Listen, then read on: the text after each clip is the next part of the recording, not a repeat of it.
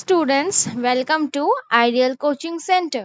Today we are going to study English Literature of Class 4, Chapter 3, Don't Give Up. Don't ever give up. Failure and success are in everyone's cup.